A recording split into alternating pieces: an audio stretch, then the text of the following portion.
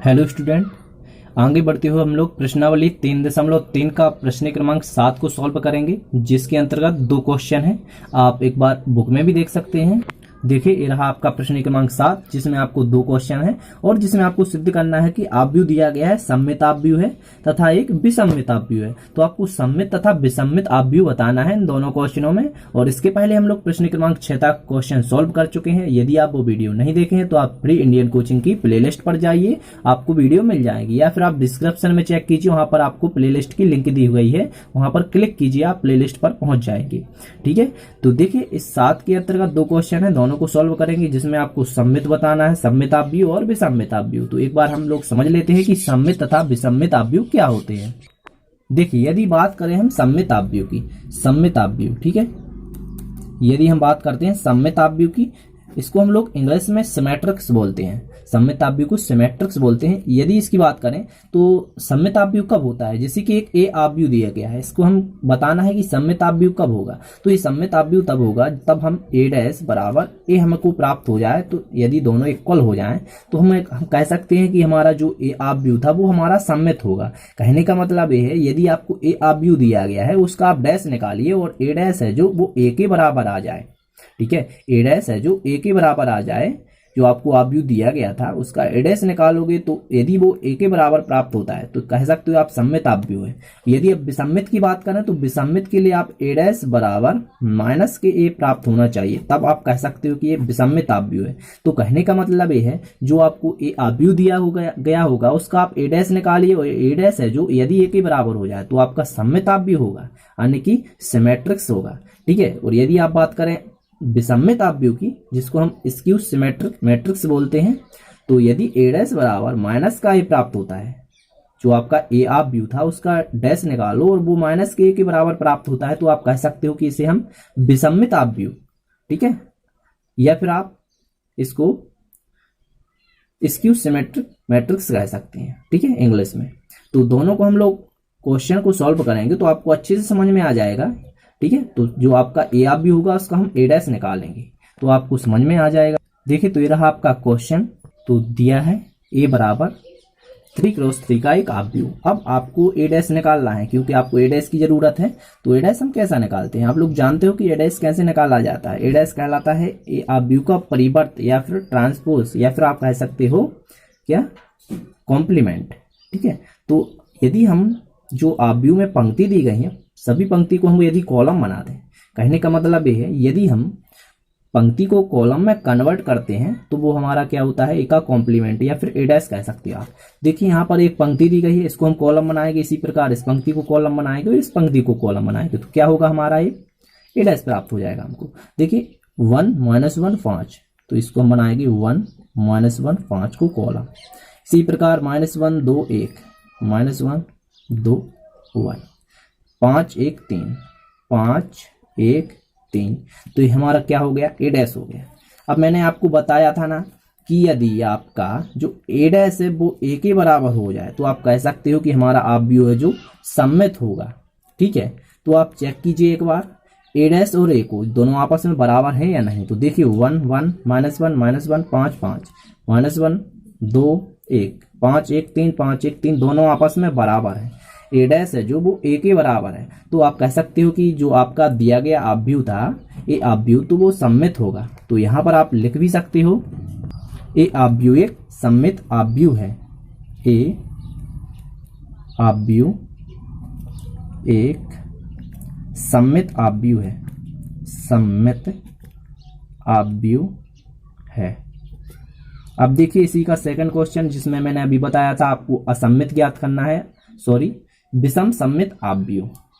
तो आपका जो दूसरा क्वेश्चन था प्रश्न क्रमांक 7 का, तो उसमें ए बराबर दिया गया था, ए आव्यूह दिया है। अब आपको बताना है कि ये विषम सम्मित आव्यूह है या नहीं। तो मैंने आपको कंडीशन बताया था कि ए डैश बराबर माइनस का ए आ जाए तो क्या होगा, विषम सम्मित आव्यूह। इसके लिए आपको इसका डैश ज्ञात करना पड़ेगा।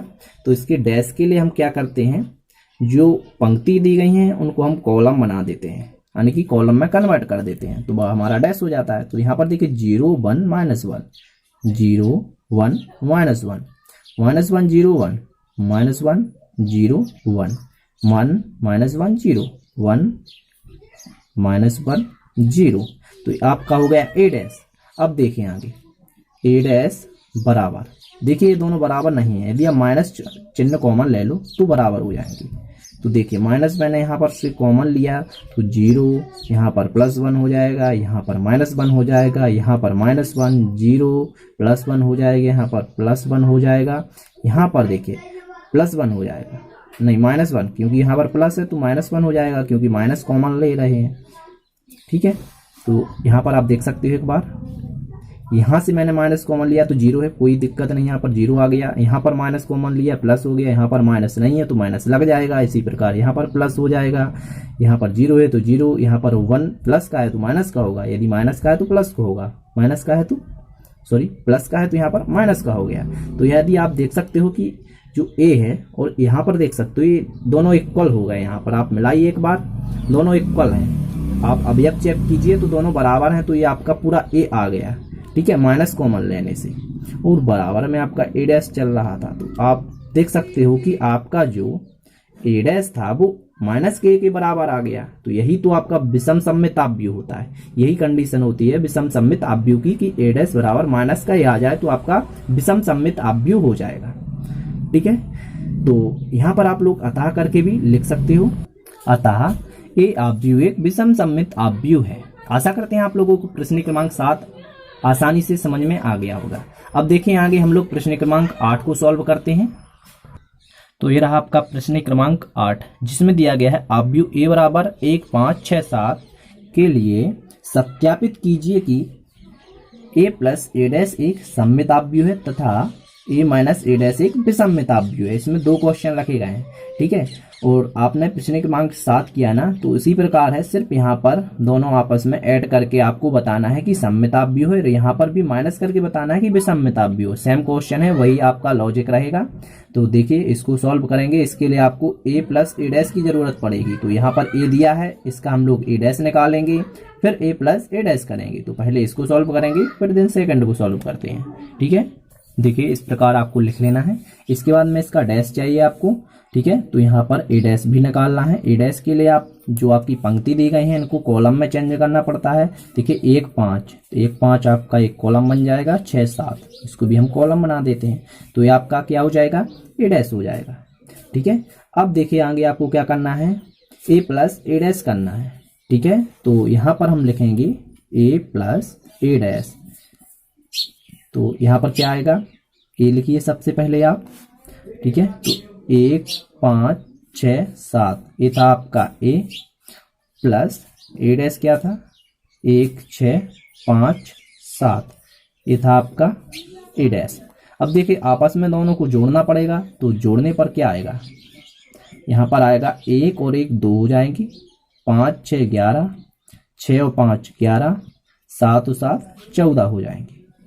अब देखिए आगे आपको बताना है कि एक विषममित आव्यूह है या नहीं।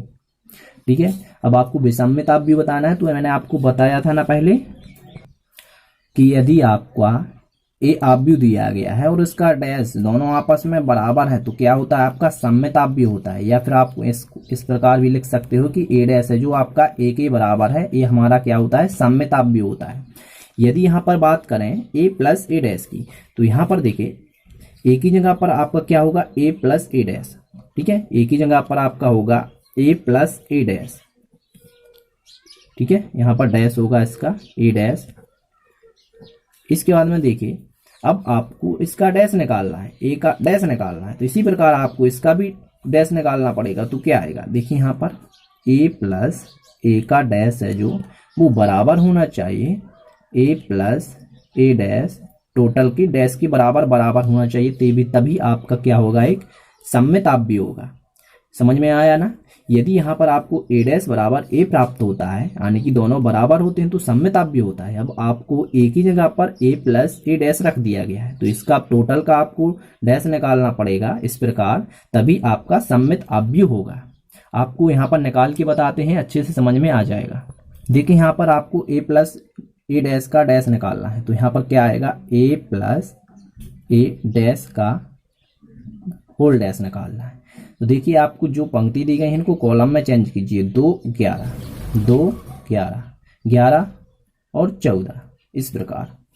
और आप देख सकते हो दोनों आपस में हैं बराबर, 2 11 11 14, 2 11 11 14। तो यहाँ पर आप कह सकते हो कि यहाँ पर स्पष्ट है, यहाँ पर स्पष्ट है कि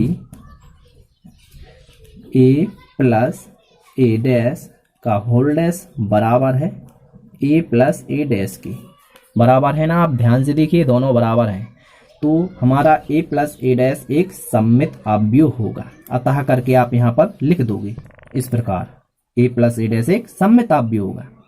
तो इस प्रकार आपका सिद्ध हो गया कि एक सममित अवयव है। अब देखिए सेकंड क्वेश्चन, जिसमें आपको बताना था कि a माइनस ए डैश एक विषम सममित अवयव है, विषम सममित अवयव है। तो इसको भी हम लोग सॉल्व करते हैं। देखिए तो इस क्वेश्चन में आपको क्या करना है, a माइनस ए डैश एक विषम सममित अवयव है बताना है। तो यहाँ पर आपका क्वेश्चन में a दिया गया था और हमने a डैश भी निकाल लिया था यहाँ पर, ठीक है। तो अब देखें आगे, अब आपको a माइनस ए डैश निकालना है, a माइनस ए डैश निकालना है, ठीक है। तो इसके लिए आप देख सकते हो a लिखोगे सबसे पहले यहाँ पर आप, जो कि आपका है 1 5 6 7, माइनस यहाँ पर लिखोगे ए डैश है 1 6 5 7, ए होगा आपका ए डैश होगा ना। अब देखें आगे, अब आपको इसको घटाना है, यहाँ पर एक अवयव में से दूसरा अवयव को माइनस करना है। तो 1 माइनस 1 क्या होगा 0, 5 माइनस 6 क्या होगी माइनस की 1, 6 माइनस 5 1 होगी और 7 माइनस 7 0 होगा ना। तो ये आपका क्या हो जाएगा a माइनस ए डैश हो जाएगा ना। अब देखें आगे, अब इसका आपको होल डैश में निकालना है, ठीक है। a माइनस ए डैश का होल डैश निकालना है।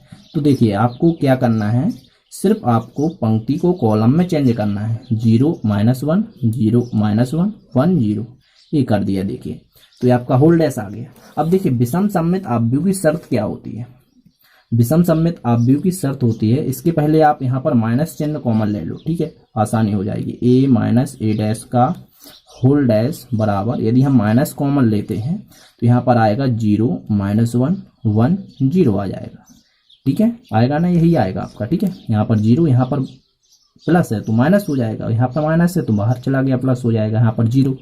अब देखिए यहाँ पर ए आपका पूरा a क्या बन गया, a माइनस ए डैश बन गया। देखिए यहाँ पर 0 minus 1 1 0, a minus A dash बन गया पूरा। तो यहाँ पर माइनस लगाइए आगे, और यहाँ पर आप लिख सकते हो a माइनस ए डैश, और बराबर में जो चल रहा था आपका a माइनस ए डैश का होल डैश।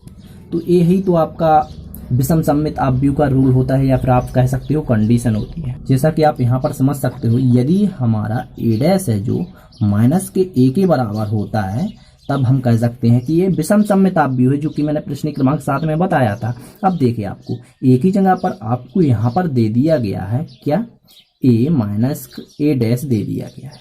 अब आपको इसका डैश निकालना पड़ेगा, जो कि आएगा a माइनस ए डैश का होल डैश, और यहाँ पर आपको माइनस चाहिए तो ही लिख देना है। तो देखिए एक ही जगह पर a माइनस ए डैश दे दिया है उन्होंने क्वेश्चन में, प्रश्न क्रमांक 8 में, ठीक है। और यहाँ पर ए डैश था, यानी कि ए का डैश निकालना था, तो हम इसका डैश निकाल देंगे। तो यहाँ पर टोटल का डैश कर देंगे ना, आया ना समझ में, यहाँ पर टोटल का डैश कर देंगे, a माइनस ए डैश का टोटल का डैश, और यहाँ पर माइनस होना चाहिए। तो यदि ये ऐसा होता है तो हम कह सकते हैं कि हमारा जो अवयव है विषम सममित अवयव होगा। तो आप देखिए ध्यान से, यही तो हमारा आया है, a माइनस ए डैश का होल डैश है जो माइनस के a माइनस ए डैश के बराबर है। तो हम कह सकते हैं कि हमारा जो अवयव था वो विषम सममित अवयव होगा। तो यहाँ पर अतः करके आप लिख सकते हो, इस प्रकार आपको लिख देना है कि दिया गया अवयव एक विषम सममित अवयव है। तो आशा करते हैं आप लोगों को दोनों क्वेश्चन आसानी से समझ में आ गए होंगे, और आगे के वीडियो देखने के लिए आप हमारे चैनल को सब्सक्राइब कर लेना, और साथ में बेल आइकन जरूर प्रेस करना है, क्योंकि यदि आप वीडियो हम यहाँ से अपलोड करते हैं तो नोटिफिकेशन आपके पास जल्दी पहुँच जाएगा और आप वीडियो को तुरंत देख सकते हो। और यदि आप चैनल पर नए हो तो आप फ्री इंडियन कोचिंग की प्लेलिस्ट पर जाइए, वहां से आपको अध्याय 1, अध्याय 2, अध्याय 3 रेगुलर वीडियो मिल जाएंगे, आप वहां से रेगुलर वीडियो देख सकते हो। धन्यवाद।